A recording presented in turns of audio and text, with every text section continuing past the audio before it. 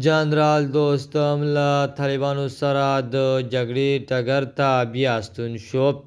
جنرال دوستم خپلو جنګیالیو ته ویلي دي راشئ وطن ته او لاس په ماشه ودرېږئ، د لیوانو په څېر عملیات ترسره کوو او طالب جنګیالي چې هر چیرې وي موږ یې باید پیدا کړو او افغانستان بیرته له طالبانو تصفیه کړو. خو د طالبانو دفاع وزیر ملا محمد یعقوب مجاهد د جنرال دوستم دغه خبرو ته غبرګون وښود.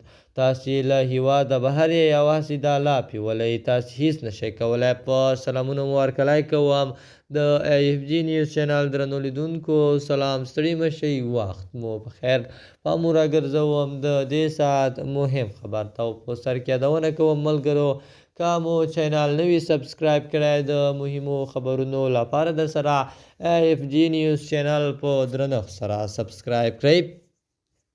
د افغانستان د ملي مقاومت جبهې مشر احمد مسعود وایي د سیمه او نړۍ هیوادونو ته خبرداری ورکړی که د افغانستان وضعیت ته پام ونه شي د دغه هیواد ستونزې به پر دوی اغیز وکړي. مسعود له BBC سره په ځانګړې مرکه کې ویلي که په افغانستان کې سیاسي ثبات رامنځته نشي ترهګرې ډلې به هیواد له وضعیت او خاورې څخه په استفادې یو ځل بیا د نړۍ هیوادونه په نښه کړي.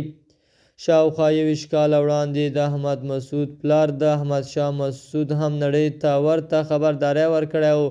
احمد مسعود وایي موږ دا پیښه ولیده، موږ 9.19 بریدونه ولیدل، هغه ستونزې چې له هغوی وروسته رامنځته شوي دي او داعش د راڅرګندېدو په ګډون چې ټول په افغانستان کې له کړکېچ څخه زیږېدلي دي. د AFG نیوز چینل درنو لیدونکو دا و زموږ د دې ساعت چمتو شوی خبر. تر بیا ښې چارې، د الله په امان.